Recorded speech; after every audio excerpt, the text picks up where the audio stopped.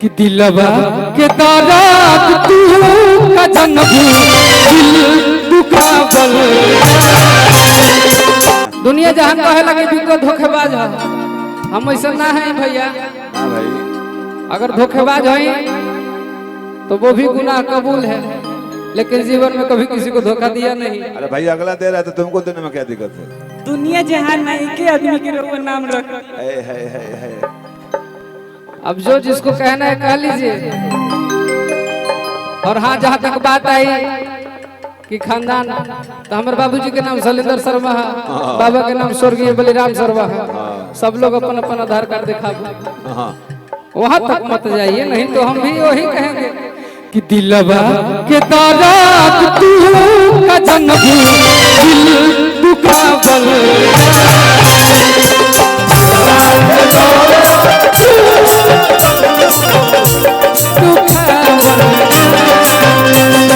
दिलवा के दारात तू का जनबू दिल दुखावल।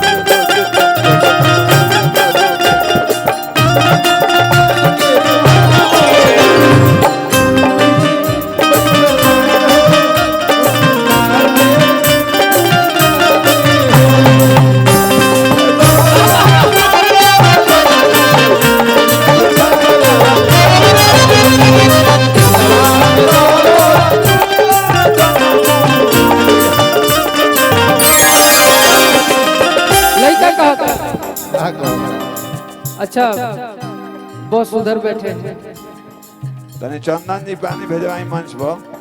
कहीं नहीं भरोसा तोहर झूठ पे, भरोसा तोहर झूठ पे, खन गई शीशा यस टूट के, शीशा यस टूट के।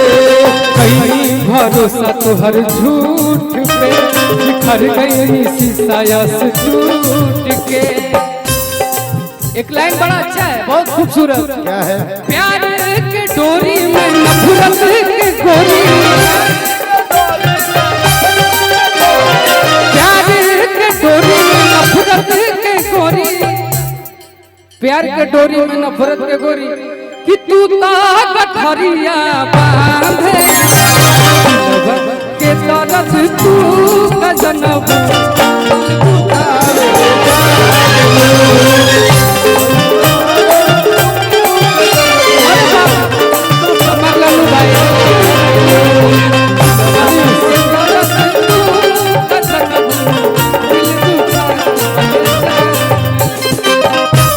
हमारे लल्लू भाई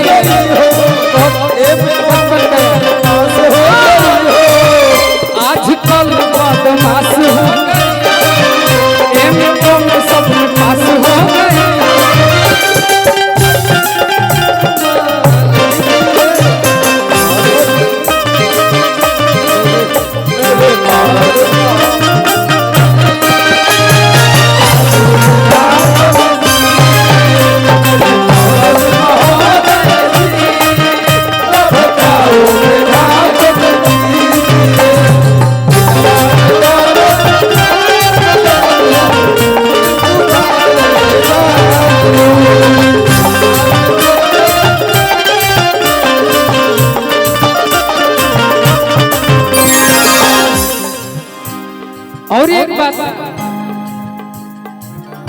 हमारे पंडित जी जहाँ देख ले तो कहले कि बड़ा भोला हो, बहुत इमोशनल हो जाते हो बहुत ज्यादा।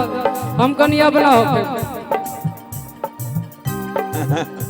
भोला हो तुम्हारे फिसल गई तो हर जज्बात पे,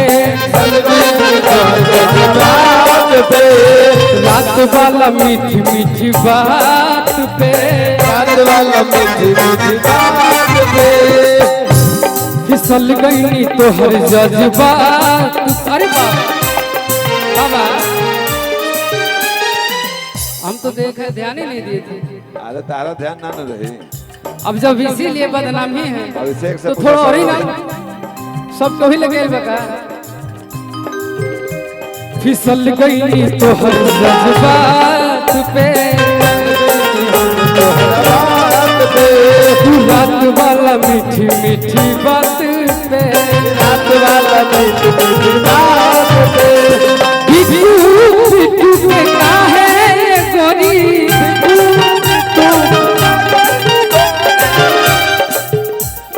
बिट्टू शुभम के काहे गोरी। बहुत बहुत आशीर्वाद। तू जियत जी मारेलू दिलवा के तरफ तू का जन्म तू खबर।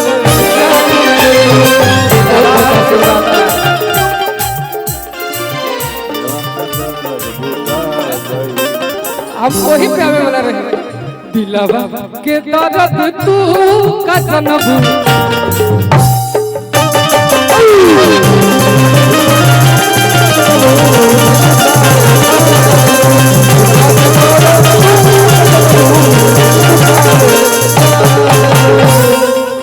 बस आखिरी एगो मुखड़ा जीवन में हाँ हाँ घर परिवार खातिर ठीक बनी कोट देले रहिए भैया। तो उन्हें रात भर आवता आवता आवता तो इन्हें देखत रहिए। अपन घर परिवार खातिर ठीक बनी, हाँ मिली दुनिया जहान में हम कहाँ बनी उससे कोनो मतलब नहीं है। वो सब पर्सनल लाइफ से कोई मतलब ना। बादर घर जाता बुझाता आई का ना आई नहीं आर्टिफिशियल बादल है।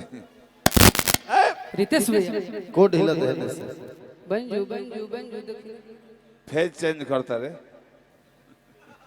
गर्मी के दिन में ढेर ऐसी चलता है फेज सिव चौप हो जाता है। आई लता भाई तेरे मंच पे पानी की व्यवस्था कर जाओ। 2 बोतल आवता 2 मिनट पे खत्म हो जाता। मंच पर इनका खाते को चापा धसवा दिया। पानी के बाद तो तू मत करो।